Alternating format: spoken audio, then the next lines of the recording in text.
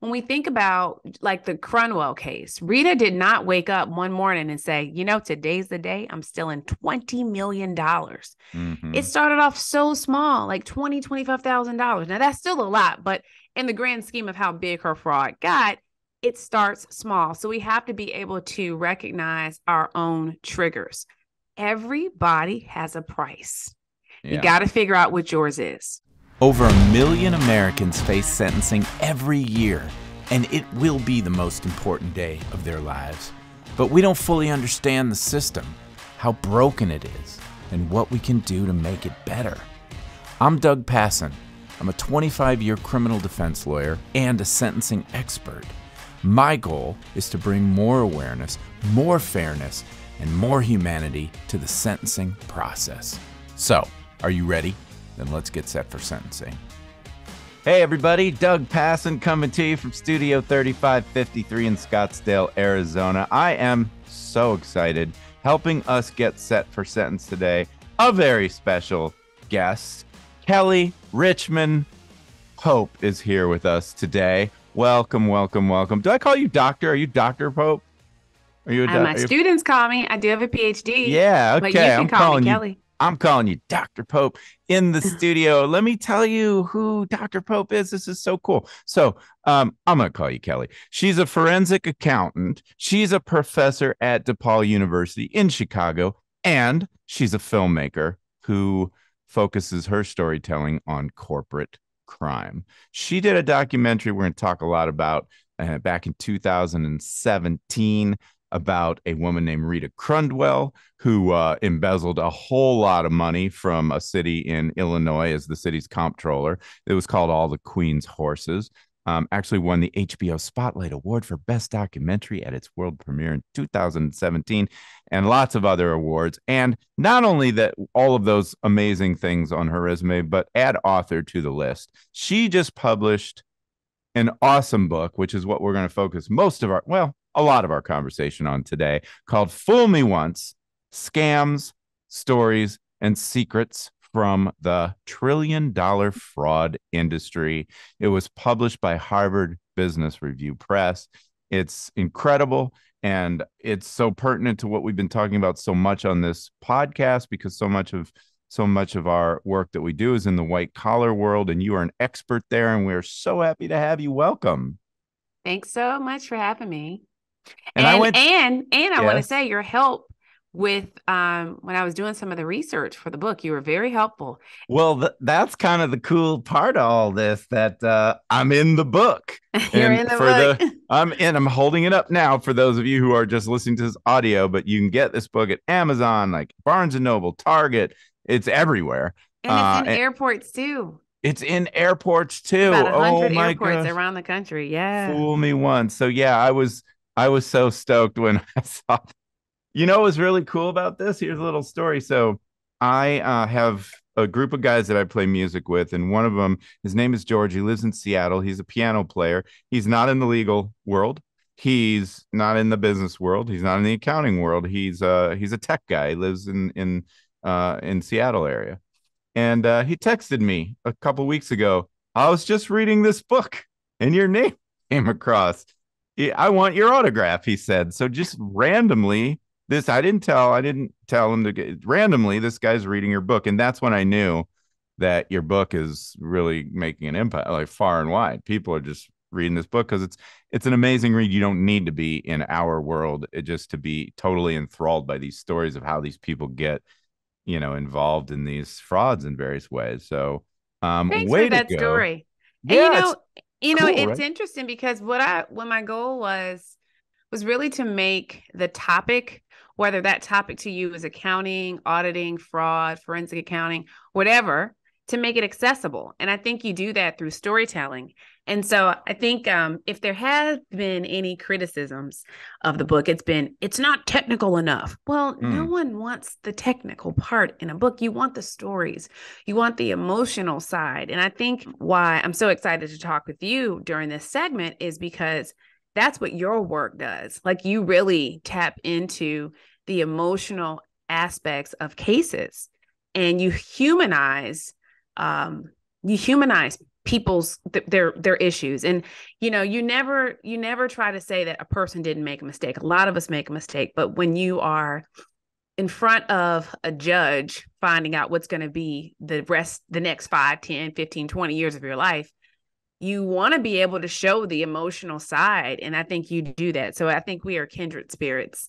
I agree 1,000%. You merged accounting and film and storytelling for the exact same reasons I merged law and film and storytelling. So we are definitely kindred spirits. And the backstory, that's how our paths crossed in the first place, because you had a colleague who you actually talk about in the book who found himself charged with white collar fraud in federal court. He was a lawyer and a professor, and you were using your filmmaking expertise to help tell his story, and we worked together on that. So Kelly and I go back a ways, and for a hot minute, she had a cool show on WGN, and I was a guest one time on there. But just for the back, I don't want to talk about me anymore. But the backstory of how I end up in the book is around this Rita Crundwell case, because it was a big deal when she got released early from prison. It was a And big deal. yeah, and people were up in arms. They were really mad because she got a 20-year sentence,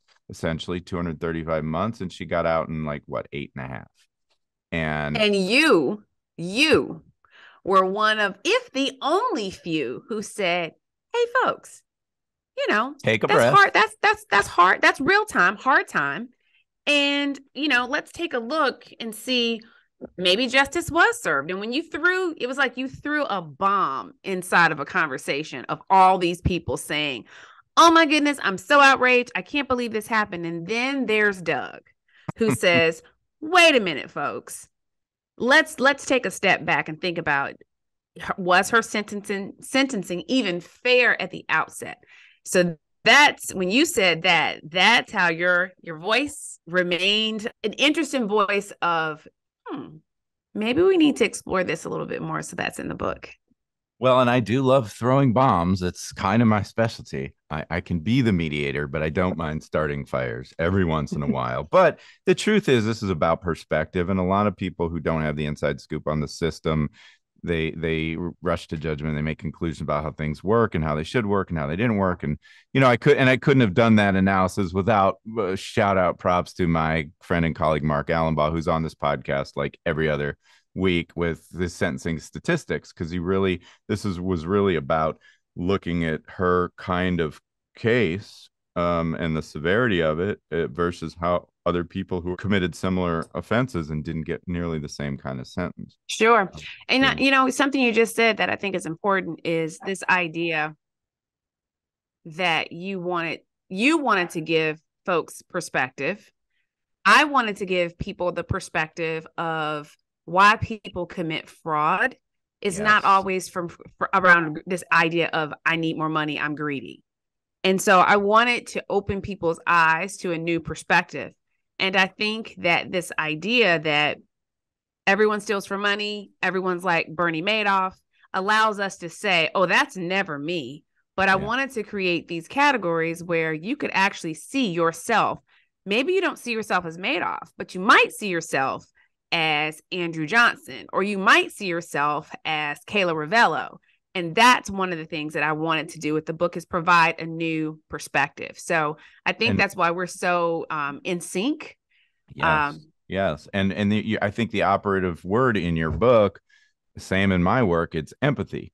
It's stepping into the shoes and seeing how that could be me. You said you want your students and now your readers to see themselves reflected back in these stories, and they're maybe never going to be a Bernie Madoff and with $1 billion hedge fund or whatever it is, and our sophisticated CEO or whatever, but they can relate on a very visceral level to other aspects of what motivated them to do this crime. So empathy is so central. And you also did an interesting gut check from an empathy perspective to say, if you think about it, we're all fraudsters on some level.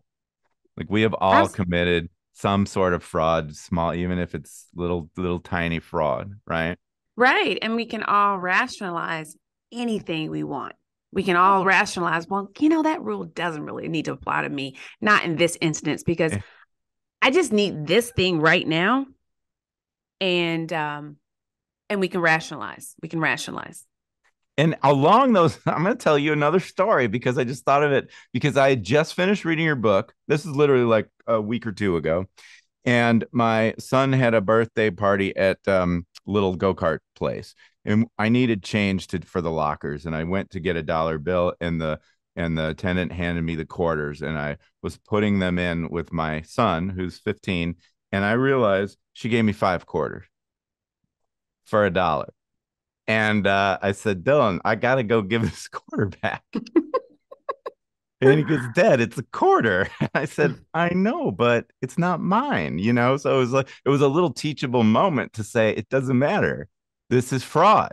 This little stupid quarter in my hand is fraud. And it's so interesting that you picked up on that, because one of the things when I do sessions, especially with corporate or professional audiences that have read the book, they'll say, oh, well, you talk a lot about, frauds that happen at the individual level, but but what about these corporate, financial statement frauds? And I said, yes, corporate financial statement frauds are important and they do happen, but they all start by a person who's made a decision that had this, do I take it or do I tell about the mistake? And whether that be a financial statement journal entry, whether that be a quarter in your hand, do you report it? And so it all starts small. And so when we think about like the Crundwell case, Rita did not wake up one morning and say, today's the day I'm stealing $20 million. Mm-hmm. It started off so small, like $25,000. Now that's still a lot, but in the grand scheme of how big her fraud got, it starts small. So we have to be able to recognize our own triggers. Everybody has a price. Yeah. You got to figure out what yours is. Amazing. So, and I like to point this out in general when I talk about not fraud, but just crimes in general, especially felonies, because we all judge people while they've been convicted of a crime, and I say, listen, you've all committed crimes too, big and small. Have you ever had a little too much to drink and gotten behind the wheel of a car? You've committed a DUI, maybe even a felony if your kid's in the car. Absolutely. Have you ever smoked pot? Because 10 years ago that was a felony in most states. That's true. Now, Lord knows I've never done that, but I know plenty of people who might have done it, but in their crazy college. No, like people commit felonies all of the time, and a lot of it, whether they get caught or not, is based on who you are, where you live, what's your socioeconomic status, how heavy are the police focusing their attention on you as opposed to somebody else, and sometimes your race. Yeah, of course, we have to think about that when we kind of look at these. The empathy part is just so key, and I love that it's just splattered all over your book. So tell me, and all right, so we're gonna keep going with this idea of the fraudster, and it's start small. You sort of start this with what I think you call the 3 forces of fraud, and I kind of want you to just tell me about this. What are the 3 things I'll tell you what the 3 things are about. You build them out for me: opportunity, pressure, rationalization. How does that play into this? Well, so Donald Cressy developed the fraud triangle, which is what you're referring to: opportunity, rationalization, and pressure. And what I wanted to unpack really was this, the rationalization component of the fraud triangle, because it's that piece that we tend to differ. And when we think about the various types of perpetrators that exist, their rationalizations can vary. And I think that that's where our empathy starts to sneak in. So one of the things in unpacking the fraud triangle and the rationalization component, I developed 3 categories. And those categories are: you can be an intentional perpetrator, an accidental perpetrator, or a righteous perpetrator. And I think it's important to know where you stand in the 3, because most movies, podcasts, TV shows are made around intentional perpetrators. And we may not identify with a person that sort of has a grandiose, narcissistic type personality who looks at a system and figures out what they can manipulate for personal gain. Most of us may not see ourselves in that profile, but many of us could see ourselves as an accidental perpetrator or a righteous perpetrator. And what I mean by that is an accidental perpetrator is a team player. It's a person that follows their boss's orders, rarely pushes back. It's the person that is approached by this kind of comment. Hey, I just need you to sign off on this for me. I'm busy. I'll explain it to you later. Things will be reversed later. Don't worry about it. All will be fine. Ask for forgiveness if someone questions you about it. Don't worry about it. You sign it. Lo and behold, 2 years, 2 months later, get a knock. And there's an investigation launch. And how do you explain it? You're a CPA or you're an attorney or you're a licensed professional. How do you explain, oh, my boss just asked me to sign something and I did it? That's not a legal defense. Right. That is the accidental perpetrator. And when I describe it in this way, a lot of people have been in that situation where they are just trusting of the superiors, the C-suite, whoever that may be. That can land you in a fraudulent situation. Notice that I didn't say that you received any direct personal gain. You're just a team player. Your boss asked you to do something. You don't say no. You don't say no. So the righteous perpetrator category, they're a little slight. Before you get to righteous, because I think this is so interesting to me, because there's probably this whole body of the psychological studies about power positions. And I don't remember if it's a Skinner study or the Stanford prison experiment, but there really is a psychology of when you're a subordinate and you have people of power saying this, it's very, very difficult to say no, to stand up and say, no, you might lose your job, the fear that comes along with that. Now, that's not a legal defense, but it sure could be good mitigation for any lawyer listening to this podcast, right? Yeah. And what you also notice, and I haven't done any research on this, and so maybe, Doug, this is a future study for us, is for, say we took 100 studies, 100 cases, and we took those cases and classified them in the 3 categories. What I would argue, what my hypothesis that I would want to test is those that fell into the accidental perpetrator or righteous perpetrator category received lower sentencing. The sentencing was lower than those that were intentional. I'd love to empirically test that, because I think then it really provides some validity to these categories, more so than just that's philosophical thinking. But I think that what I've seen for the cases, just a few cases that I looked at, that people that fall into those categories, those are the people that get a year and a day in federal prison. They weren't the mastermind. And it seems as though the judge, most of the time this judge, because, very few cases go to jury, thank goodness. Right. But the judge understands where this perpetrator falls in sort of the pecking order, and understands they're not the mastermind. They understand they're not this intentional perpetrator, but they have to hit them on the wrist some kind of way. And so the sentencing tends to be a little bit less. Yeah. And you also note in the book, it's not necessarily just a power dynamic or a feeling of pressure, but that often a typical accidental offender is just a people pleaser. Yeah. That's their personality. Yeah. You think about people that are more earlier in their career, they don't push back. It's something I ask my students, my graduate students, most of the time. I'll ask them when they come back from a co-op or an internship. I'll say, did anything odd happen to you when you were working? Did anyone pressure you to do anything? And they say, oh, no, nothing ever happened. And I'll say, did anybody ask you to use your password? And they're like, well, my manager did ask me if they could log in to do some quick work because they had lost something, and they did they used my password for something. I'm like, okay. Now I'm gonna ask you another question. Do you know password sharing is not recommended, or really it's not a best practice in any organization, right? And they're like, yeah. I said, did you know that when they asked you to log in as you? Yeah, but I didn't feel like I could push back. I said, there you go. See, that's the start of it. The more junior person feeling like they can't push back. Now, What if that person logged in as you and accessed some an inappropriate site, but according to all the records, it's you. It looks as though it's you. So what's your defense? Oh, my boss asked me to do it. Is that a defense? You're an attorney. I'm not.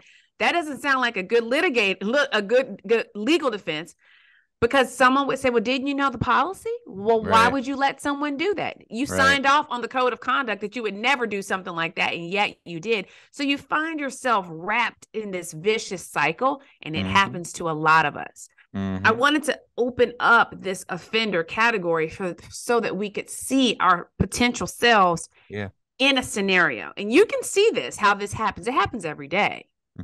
Yeah. And I think storytelling, building not even just the story around the circumstances that lead to this mistake and this fraud, but going back and telling the sort of grand scheme of the life story to say, well, what's the development like that makes them more passive? Maybe they've been had trauma, or they've been in an abusive relationship.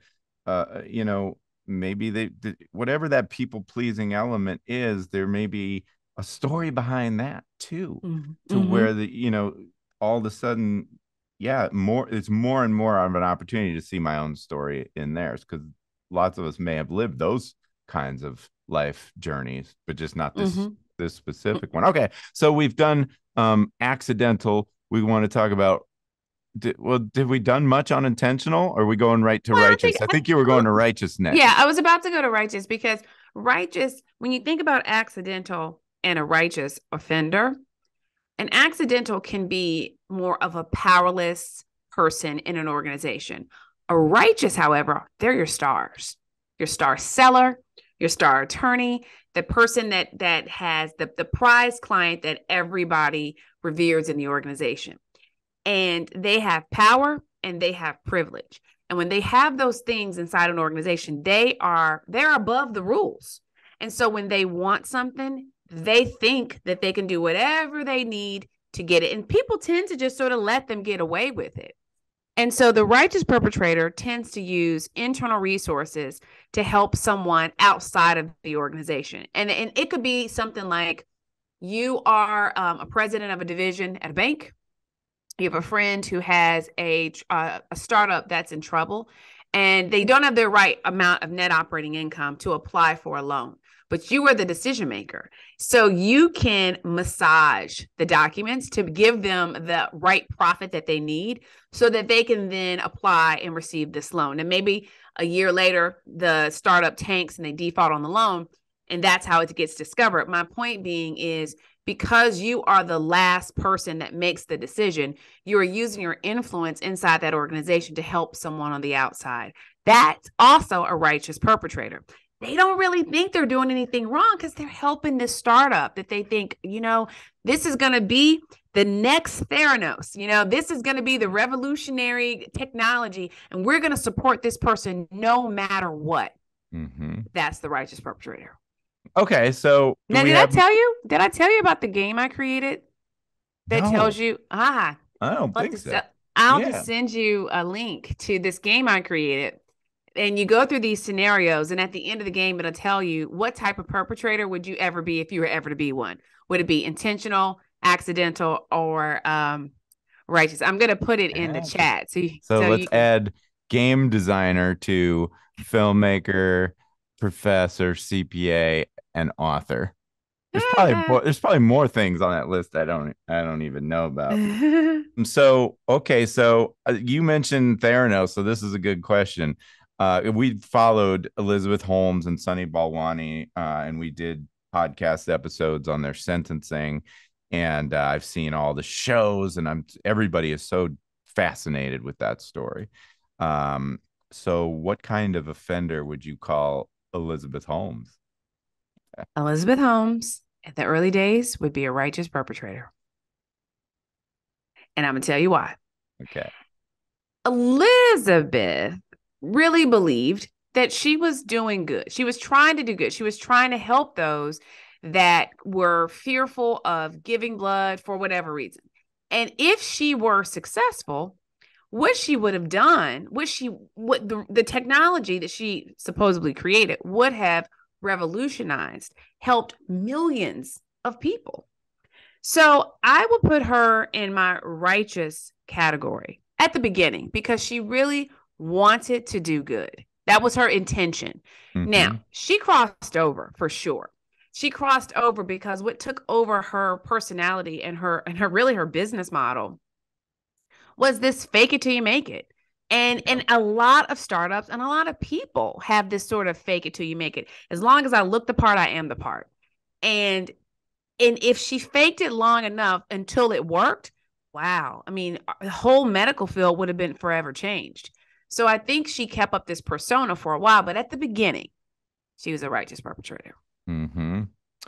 Well, I think with my defense hat on, I would say she remains righteous in the sense that I do believe she always thought she would make it. She'd get there eventually, but that she had to keep going with all this fraud, basically lying, forging, like she had to keep the money machine flowing or else the whole house of cards falls in. So in her heart Absolutely. of hearts, I would think at least she would believe that she was a righteous perpetrator. And there's a big distinction between the people who know that it's all BS and it's just give me the money, and I know that thing's a joke and it's never happening, but those dummies don't.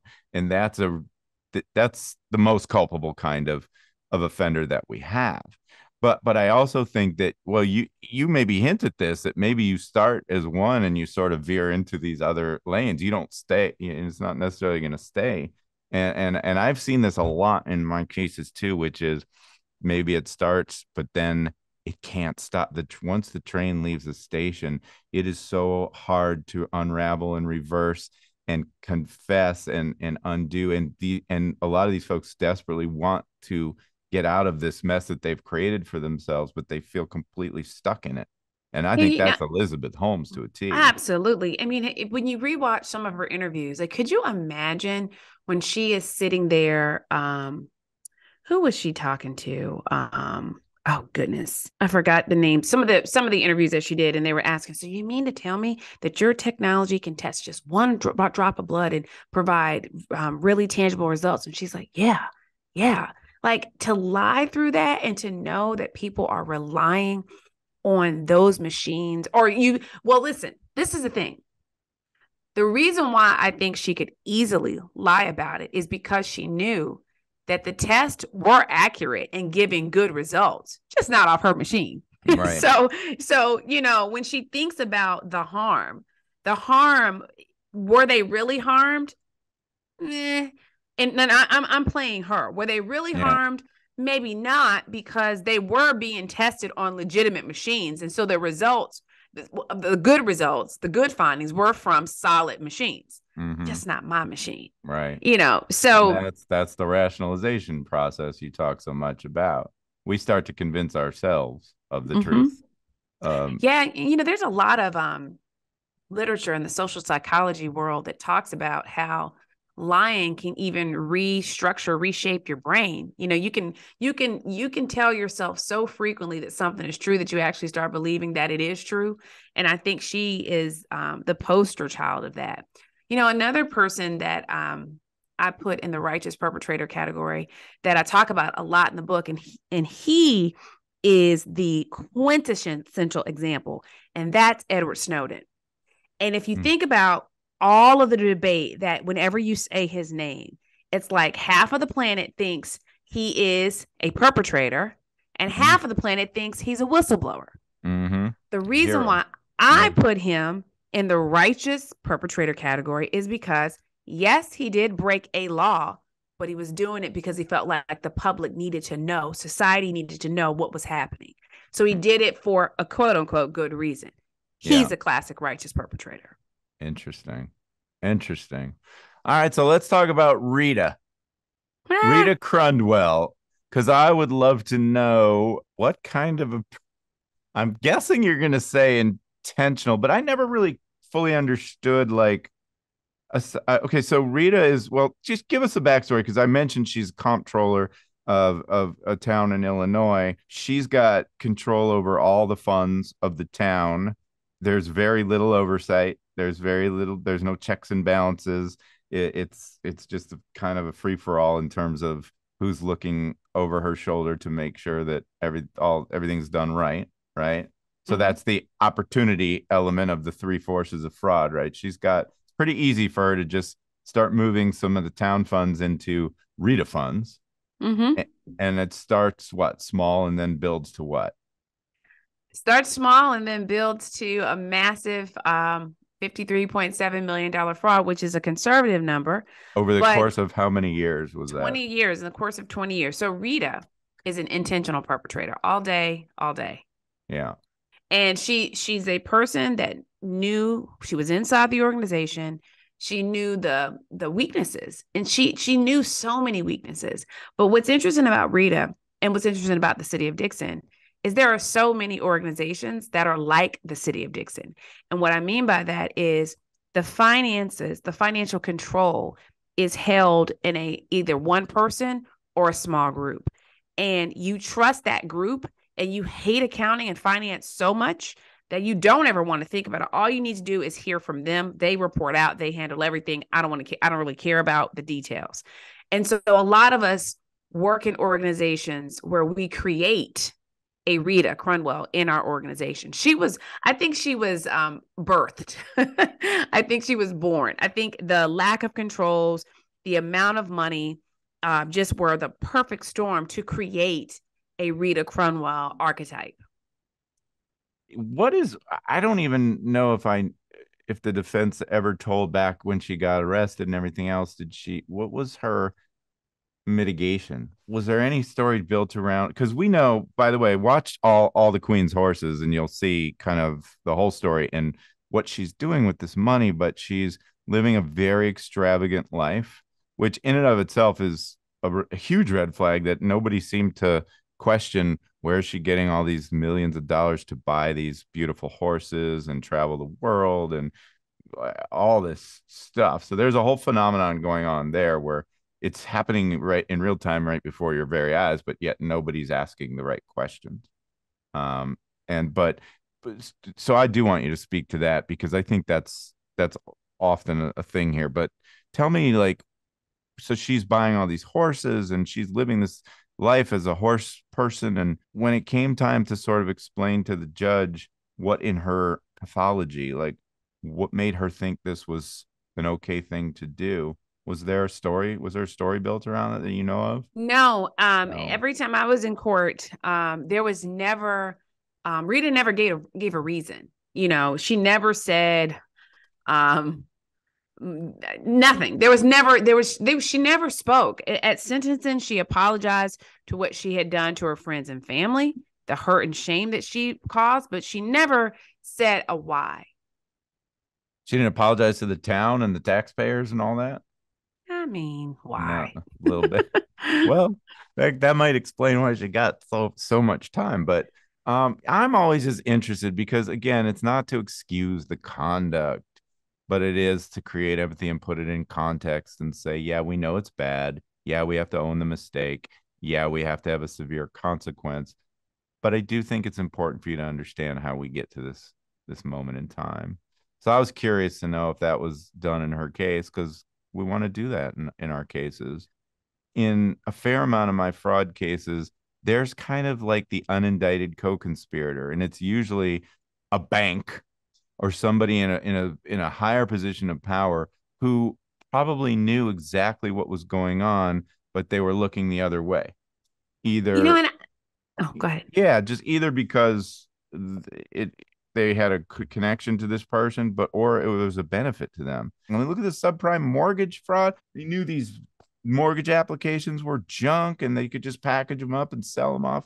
And it's like this, and this. So to what extent, and it's never very effective tool of advocacy to start pointing fingers at other people and say, nah, but what about, the whole whataboutism? But it's a big deal and it happens all the time. What are we supposed to do about that? Well, I think it's important for us to be far more diligent than we are. You made a really solid point, and that is banks are rarely charged. And that's scary because you think that so often that, oh, the bank is going to take ownership or accountability for the errors or the oversight that happened on the banking side of this equation, and that doesn't happen. So it's why we have to make sure not only do we instill the proper internal controls in organizations, but we need to make sure we are dotting our I's and crossing our T's, looking at those statements. I know now they're electronic. We don't think about it, but with the use of technology, I would argue that most of us, especially in our personal lives, don't pay attention to the outflows and inflows of our own accounts. We don't reconcile our accounts anymore. We don't have a monthly point in time when our statements are coming and we're paying attention to the fees that are charged. We're not even paying attention to that. If you really think about it, when you have a system set up, when it is a pull system where I have to go and remember, oh, it's the beginning of the month, I need to go and look at my statement. That's a completely different mental process than when you send me the statement. If I know every month that the statement is coming, then I'm more inclined to look at it. But if I have to go and find the statement every month, the likelihood of me doing that is slimmer. So I may miss some of those things, kiting, those kinds of things that happen. I can easily miss them. Now, larger companies, they're a little bit different, but I'm thinking more like medium to small, how it's easy for us to miss all those kinds of things that happen right in front of our eyes. Yeah. Pay attention is a big part of your book. We have to pay attention to all of it. So I want to go back to Rita, because even though you called me the voice of reason in the book, and I made a compelling case at the time that the sentence she did serve. So, well, here's the more backstory. So she gets 20 years. She's in prison for about 8.5. And this is during COVID. And folks who listen to this podcast know we talk a lot about compassionate release and the CARES Act. And basically, they were doing a lot of work to try to reduce the population of the Federal Bureau of Prisons and get people home on home confinement, or to a halfway house, get them out of the prison setting, and home. And it's always been a thing for elderly offenders to apply for compassionate release. I think Rita's now 70 years old. I mean, she's been out for a couple years, not free. She's still on home confinement, right? And she still has supervision. She's still under the custody and control of the Bureau of Prisons, ostensibly, I think. But my point is, what happened was she gets out. She served 8.5 years on a 20-year sentence. And people who've been following this case from the town or who watch the movie were going crazy. This is a travesty of justice. And so we talked about it at the time. And like you said, we did stats. And I said, 8.5 is probably more than most people who did these kinds of crimes end up serving on the whole, that her original sentence was off the charts statistically and arguably unfair. And but I still got the sense from reading the book that you weren't 100% satisfied with the answer, because you said I was. Well, I had to be. I mean, but you said she had the last laugh by serving fewer than 9. Oh yeah, of course she did. Now come on. Listen, Well, there's the data and then there's the emotion. yes. And the data speaks. The data speaks. And so with you and talking to Mark Allenbaugh, talking to both of you, the data speaks. I mean, was she over sentenced in comparison to her sentencing class? Mm-hmm. Yes. The data shows that. Did Rita get the last laugh?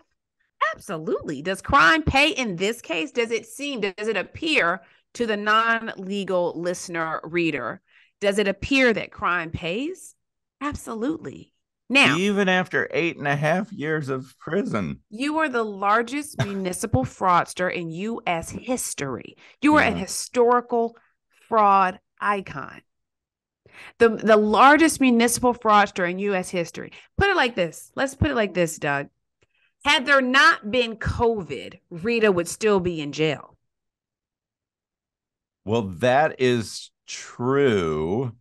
But guess what? So after the CARES Act, with the First Step Act, the prison populations are being reduced across the board for people who have no disciplinary record and who have participated in sufficient amount of programming. I reached out to my friend and someone Walt Pavlo, who's also mentioned in your book. His company is Prisonology, so it's a whole battery of prison consultants, and they're all former BOP officials and things like that.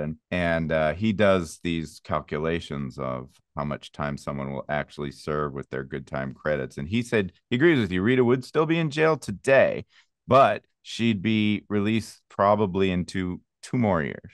So she'd probably serve about 13 years on that 20-year sentence just because of normal BOP laws and programming and You good mean the time games? credits.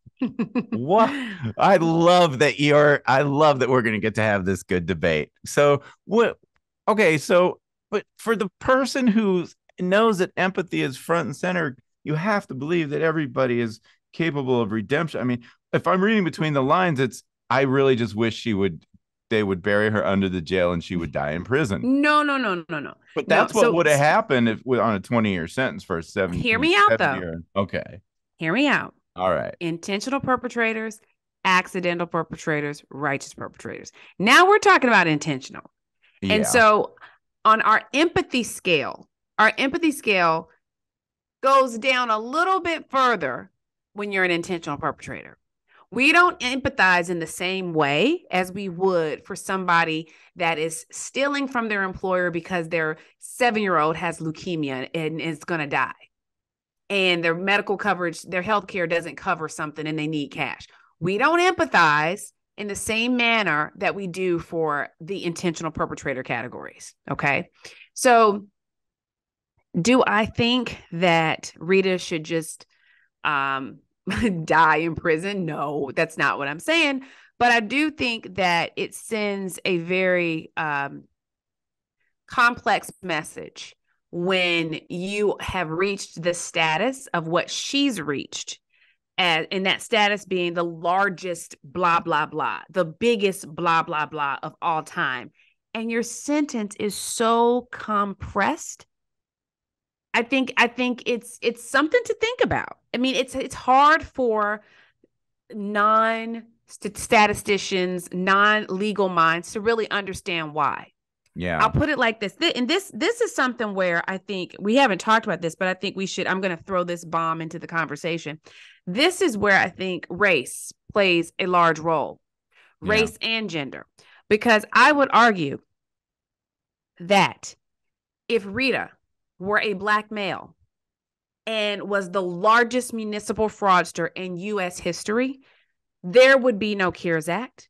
Walt's calculation would go out the window because there is no way our society allows an African-American male to steal that amount of money and receive a reduced sentence. Just doesn't happen, not in the United States. So I think that there's a lot of things at play here that when you start talking about sentencing in the intentional offender category, it's a little bit more dicey and a little bit more touchy. Do I have empathy? Yes, but my empathy is a little bit more shared with the offender and the victim in a way that it may not be as shared when in the other categories. Mm-hmm. Yeah. Well, your point's well taken. If the offender were Black, I think especially from the perspective of the original release that she received a couple of years back, I think you're right. I don't think that would happen. But the release that Walt's talking about, that's just programming. That's just raw numbers. And I think any inmate in the BOP, if they're participating in programming and trying to better themselves, they're going to qualify for it. They're going to earn it, especially a non-violent. I hear you. So, we've got to find some data points on that because you both sit from a very different vantage point than I do. Yeah. And the system that you see is very different than the system I see. And so when you say, oh, it would be the same, and I don't think, first of all, would you even be admitted to the programs to reduce your sentence if those factors were the case? I mean, let's start there. Let's start Yeah. there. Would the system allow Yeah. you to earn enough credits to reduce your sentence so that you only served 12 years out of Right. a 19 years? Let's start Yeah. there Yeah. because people are going to notice that that is happening. Yeah. And so when the media picks up on the fact that Tyrone Jackson, the largest municipal blah blah blah of all time, Yeah. has qualified and can get out 8 years early, people are going to be in an uproar. Sure. Sure. So And I'm the last person that would push back on racism in our system because I see it all the time every day. And the truth is Tyrone Jackson could steal some ho-hos from the 7-Eleven and quite possibly end up in the same situation that Rita Crundwell ended up in. So, absolutely. but it's also interesting statistically, though, females sentencing is statistically always lower for female offenders. And Rita didn't have that.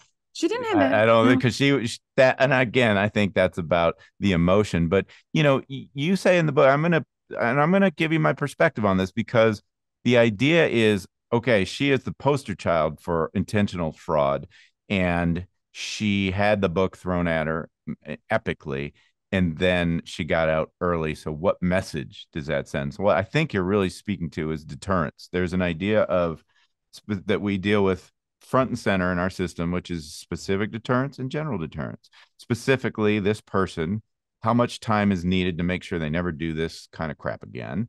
And I don't know if it's fair to say Rita's never going to do this kind of thing again because I don't know anything about her. I would hope so, but who knows? But then there's the general deterrence, which is what message do we need to send to the general public so that they know you should never do something like this because you're going to be in big trouble. And I fundamentally think it's a tough sell to say, if I did something like this, I'd only have to serve 8.5 full years in prison. I'd only have to put my life on hold for 8.5 years. I'd only have to miss my kids from sixth grade all the way through their high school graduation and maybe their wedding day. Like, I don't think that anybody looks at that and say, well, it'd be worth it to me to do 8-10 years time. I'm going forward. Now, if we're talking about the year and a day type things that you were talking about, maybe. I mean, I often think about a vacation for a year and a day, but the truth is, even if you're in a camp of minimum security, it's no picnic. It's no picnic. And I will tell you one last thing before I know you want to respond, and I want you to, but there are studies out there that say, as far as general deterrence, it's not the severity of punishment that matters. It's the certainty of punishment. That if a person knows that if I do this bad thing, there will be consequences, I will be charged, and there will be some kind of punishment. That's what matters. It's not the time. I mean, if that were true, we wouldn't have murder anymore. In the States, we have death penalty because everybody knows I could get the death penalty if I kill someone. People still kill. Does anybody ever say, I really want to kill this person, but there's the death penalty I need to consider, so I'm not going to do it? I don't know. And did I stump you? No. No, no, you said a lot. Yes, I know I did. Do you think, well, I just had thought, but do you think if the judge would have said at sentencing, I've looked at all the statistics and the mean median sentence, I don't remember what Mark Allenbaugh said, but it was less than 10 years. It was probably around 8 years or something. And the judge said, yours is more egregious, but these are the stats. So I'm going to give you 13 years or 12 years or something like that. Do you think at that moment in time, people would have been satisfied that that was the sentence? No, I don't, No. because she stole longer than that. So then this whole idea of you stole for 20 plus years, but you're going to go away less than what you stole for, I think is the back of the envelope math that people would be doing. And I Yeah. don't think they would be Yeah. satisfied with it. I Yeah. think the satisfaction with her sentencing, the original sentencing, came because her theft and her sentence were sort of lined up, Oh, interesting. more in unison than this huge gap. But Mm-hmm. 10 years for somebody that was still in 21 years, people Mm-hmm. would not have been satisfied with that. I do not Yeah. believe that part. Well, that makes sense because a lot of times we deal with a single incident or a very compact time frame, but this is ongoing for 20 years. So yeah, Mm-hmm. I get that. I get that. And the last sort of piece with my defense lawyer hat on is she made pretty substantial restitution. We're talking about 54 million to start with, and how much did the town get back? Like, oh, So through the selling of her assets and suing the bank and the auditors, the town received 40 million. okay. So, and But she's then she never got a forfeiture judgment against her in the amount of an additional 53.7 million. oh, Yeah, so she owes she like, owes a what lot of one money. of like 107 million. And I mean, yeah. Has she done any, do we know if she's done anything to pay that back since she's been released? I don't know what the amount is. I would imagine her prison sentence, her salary from those jobs would have resulted in something. But I mean, come on. I mean, if I am her and I want to even mitigate the perception element, if that's even possible, I'm getting a job. I don't care if it's at Burger King, and I'm paying back, and I don't care if it's $10 out of my check At every least you're month. doing something.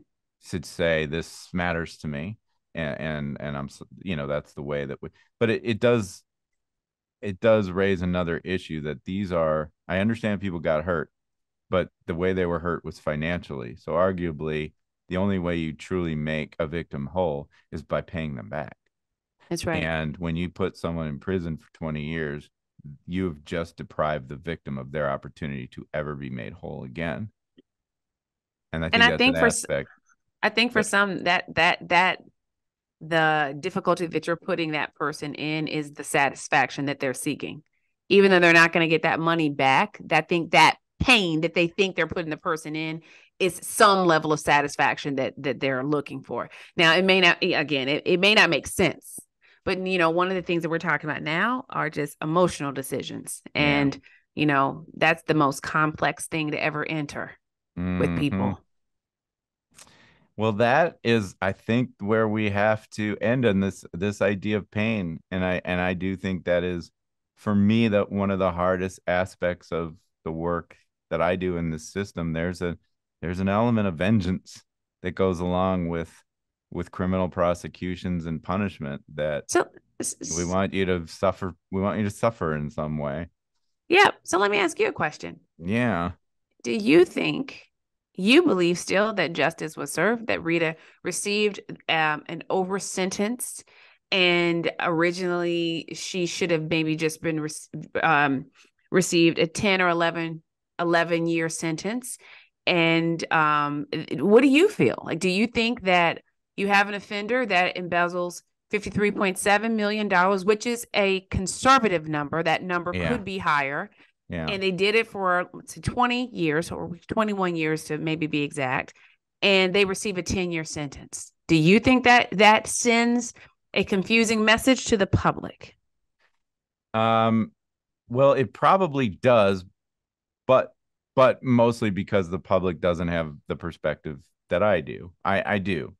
And I do think if anyone's good for an off the charts egregious sentence, it's a crime like this. And especially since I've heard no good mitigation behind the crime that would put it in context. Now, but there's another element to this, which is, you know, this was an institutional decision to release her early, by the BOP, which is not a notoriously lenient. They're not releasing people easily or without really good reason. So somewhere along the line, the system decided that this was the right result. I'm not talking about the just result, but the right result. And so we're second guessing some administrative decisions there. The other thing is she's not free. If she's released on home confinement, it's way better than being in prison, of course, but she still has a probation officer. She still has somebody telling her who she can associate with, where she can go, when she can travel, looking at all of her fine, like it's not freedom. And people have that misconception that, well, they got probation, they got off the hook. No, probation is not freedom. And, ask any teenager and they'll tell you they don't want to have their mom and dad checking their voicemails and looking over everything in their shoulder. It's not an easy way to live. I believe, and this is just me and my perspective, and maybe I'm bleeding heart liberal, we are an overly punitive society. So if you measure baseline, yeah, look at all this. We hand out prison sentences like candy. Mark Allenbaugh said that on our last podcast. So in that sense, I understand why people think this is a just result, that 20 years was great for Rita. I say that this vengeance thing is a dark impulse in our system. It's not like that everywhere. That's not the way criminal justice has to work. If you look at other countries, we want to balance punishment with rehabilitation. We want to believe that every human being is capable of redeeming themselves, and that if they've done the work, then they are worthy of some consideration, be it early release or whatever that case may be. And that this idea of punishment is maybe not the healthiest way to organize a democracy. I really just don't think so. And I also think that people have a misconception about the time that she did. Oh, she went to a minimum security. She went to a camp. That's not, it's better than a lot of other prisons she could have gone to, but it's still no way that any human being would ever want to live their life 24/7, ever. It'd be interesting. It'd be interesting to see if Elizabeth Holmes serves her full 11 and a half year sentence. And well, I can tell you right now, she won't, because she gets 54 days a year off automatically if she behaves, and she will. And then she's going to get all these First Step Act credits. And so you think she'll do 8 or maybe 7? She's probably going to get 2 levels off. She could likely get 2 levels off right away, because the guidelines just changed to give 0-point offenders, people have 0 criminal history, 2 levels off there. I think she probably does, if I had to guess, 7 tops, 5, 6, 7 years. Okay. Before she's out on home confinement. Now, that doesn't mean free and clear. It means she's out of But she can custody. At least be with her kids. Yeah. And isn't that a good thing for her kids? Sure. I mean, they're the innocent. There are a lot of innocent bystanders in these cases. That's right. So I don't know. These are not easy questions, and I love that we got to get a little scrappy and go at it. Like, these are important debates to have, and I'm so grateful that you came on to Thanks. Set for Sentencing. And I want to encourage everybody to All Queen's Horses I know it was on Netflix. Where do we find that? It's on Amazon Prime. Mm-hmm. Awesome. It's on Amazon Prime. So check that out. All the Queen's Horses, a really, really compelling documentary. And of course, get your copy of Fool Me Once on all the places you get books. And if you're strolling through an airport, you might just pick it up for your airplane. I really admire your work, and I love that the book is reaching a wide audience. So keep killing it. Thank you so much for having me. That's it for today, but before we go, I just wanted to take a moment and say thank you to you, the listener, for spending time with us today getting set for sentencing. Whether you're a lawyer, someone who could use the help, or maybe you're just a true crime buff who loves the inside scoop on how this whole thing works, I am so glad you're here, and I hope you keep listening. If you're interested in knowing more about what I do, mitigation videos, case consults, live teaching, on-demand educational content, books, articles, all of it, please visit www.dougpassonlaw.com. I'm Doug Passon. Until next time, hang in there.